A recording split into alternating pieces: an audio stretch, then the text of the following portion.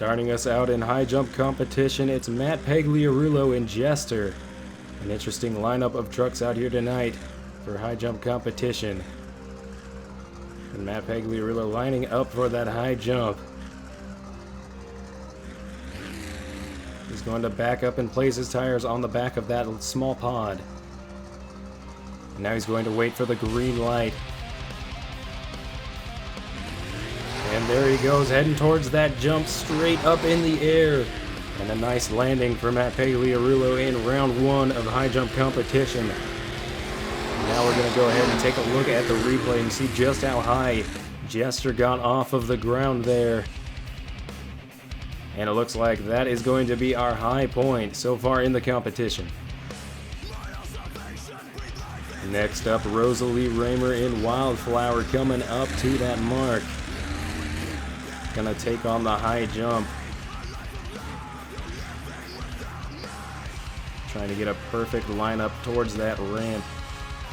You know, Wildflower being an interesting truck to line up for high jump competition, lower than most of the trucks out here. Not quite sure if it has the setup for this kind of competition.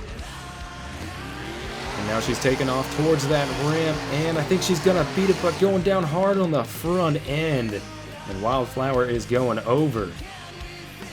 Back on all four wheels, but the front end of that thing pretty twisted up. We're gonna have to see if she can make it back for round two of competition, but we're gonna take a look at the replay and see if she did, in fact, yes she did, beat that mark. And there is the new marker for high jump competition. Next up, Corey Rummel in Fire Megalodon. Been having a pretty good season and been looking forward to this competition. He was a little sad that he couldn't make it into two-wheel skills, but here he is in high jump competition. Lining up for that jump, backing up towards that small pod. Now he's just waiting on that green light. Corey Rummel is off. Straight up and down, was it enough? He got some pretty good air there. Keeping that truck straight up and down may have helped him. We'll have to check the replay here in just a second to see if he got up there. And Corey Rummel not quite going to be able to beat Wildflower here in the high jump competition. But next up, looking to take the lead, Tony Oaks and Soldier Fortune Black Ops.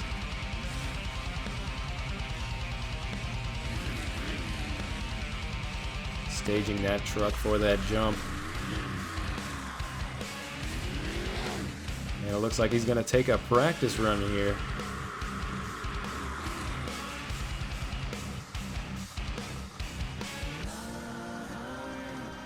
Now it looks like he is ready for his first attempt here in the high jump competition. Taking off, straight up and down, some massive air, hard on the rear end, losing the back end of the body. And now we find out if he took the lead. Black Ops going to be blowing into the lead, beating Wildflower out here in the high jump competition. But this is only round one. And next up is Heavy D in Brodozer, coming out here in the Brodozer diesel monster truck. We're going to have to see if that throttle response is enough to put him up there past Tony Oaks' mark. It looks like he is staged and ready. Taking off for the jump. Brodozer not quite going to be able to do it out here, I don't think, at least. We're still going to look at the replay and see how close he got. But I do not see him taking the new lead out here. Yeah, as you can see, Brodozer not even close to making a new record. Moving on, Scott Buto in El Toro Loco Ice, the team captain of Team Ice. He's coming out here representing his team. And he's going to try and take a high jump win out here. The first ever high jump competition for World Finals. He's backing up towards that pod.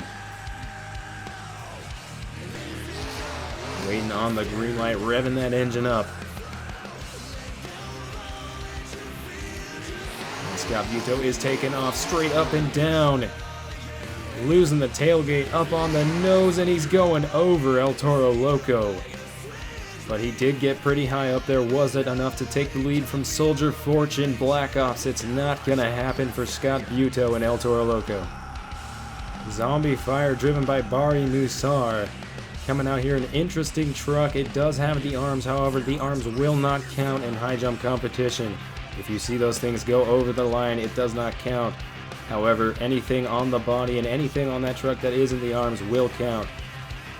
To keep it fair with the other trucks, we're going to see if he can... It looks like he was off of the pod before he took off. It's still going to get a decent amount of air in the zombie monster truck. But was it enough? I don't think it was going to be enough. We're going to take a look at the replay and see how close he got. Straight up and down, and it looks like the fingertips just getting up there, but nothing on the chin, so not going to be enough for Bari Musar. As now we got our last truck in round 1 competition. Bounty Hunter coming up here. Another interesting truck, another lowrider.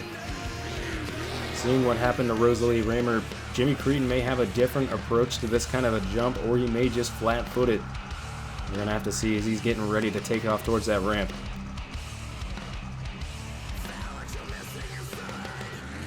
Bounty Hunter is off like a rocket, straight up and down and flattening out. And a hard flat landing there at the end of the landing ramp for Jimmy Creedon. We're going to take a look at the replay and see if it was enough. He did flatten out in the air, and that might hurt him a little bit. If that truck could have stayed straight up and down, it might have done it. And it looks like he's going to get really close, but not enough for Bounty Hunter out here in round 1. Moving on into round 2, we got Jester starting things off once again. We're going to keep the same lineup. And he's going to make his way towards that ramp one more time. He didn't quite get as much air as he's needing out here in the competition in round 1. We're going to see if he can do anything differently.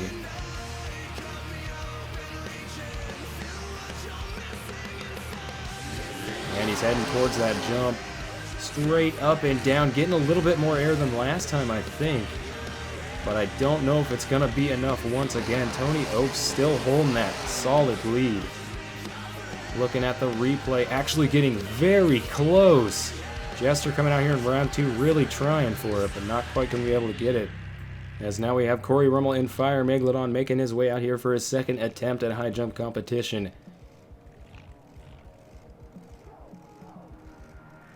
Lining that truck up, trying to be as straight as possible.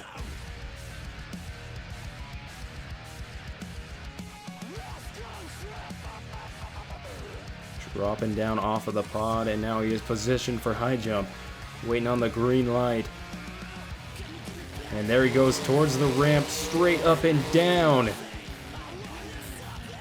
Quite a bit of air for Fire Megalodon. Was it enough to take the lead? We're going to take a look at the replay here in just a moment. Fire Megalodon going towards their parking spot. As getting close to where Jester was, but not quite enough to take the lead. As we have our leader coming out here right now for his second attempt at high jump. Holding a solid lead, nobody even getting too close to it. So Tony Oaks probably coming out here feeling pretty good about his chances. Backing up towards that small pod. Getting those back tires lined up, and now he is waiting to stage up on that ramp.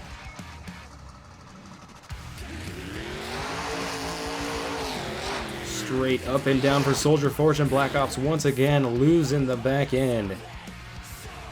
And is he gonna beat himself? It looks like Soldier Fortune Black Ops is just about going to match his point, but not quite enough to take the lead from himself. As we got Brodozer coming out here for his second attempt. Really not getting enough air in the first round. Coming out here really wanting to amp it up. As he's lined up for that ramp. We're going to have to see what this diesel power can do out here for Brodozer. Taking off on that ramp. And once again, Brodozer going to fall short, it looks like. Not quite enough air out here to be beating Soldier Fortune Black Ops in high jump competition. We're going to take a look at the replay just to see how close he did get. And Brodozer still had quite a bit of space to go there. Unfortunate. Not going to be taking it out here in high jump competition, but next up is Scott Buto in El Toro Loco Ice. He had a really good attempt in round 1, but still couldn't quite take the lead. Is he going to be able to do it right here?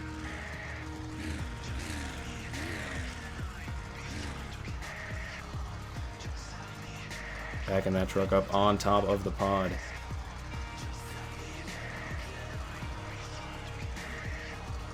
Scott Buto lined up for his second hit in high jump competition. He is about to take off.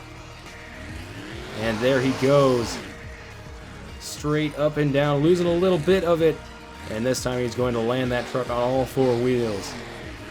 We're going to take a look at that replay. It looks like he got pretty close.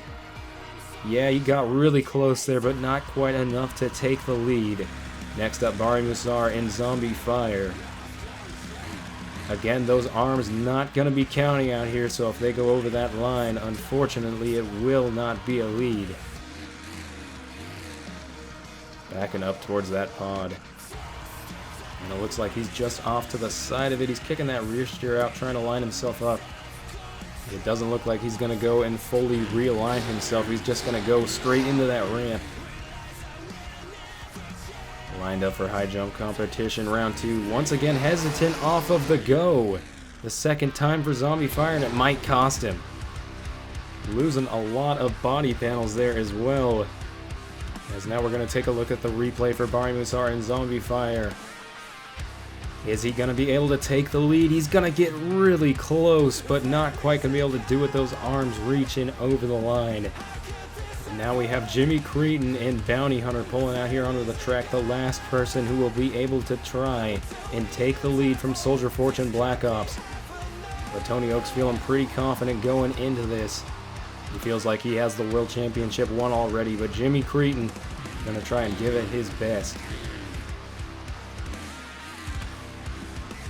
And now he's lining up for that ramp one last time. Jimmy Cretin could be your World Finals high jump champion. It's one jump away and we're about to find out. Taking off for the ramp, getting some nice air straight up and down, and a hard landing for Jimmy Cretin. He's rolling that truck end over end. And right next to the backflip ramp, he's going to set it down. Is he going to be able to take it? Not quite, getting close. But that means Soldier Fortune Black Ops is going to be your high jump champion here at World Finals 20.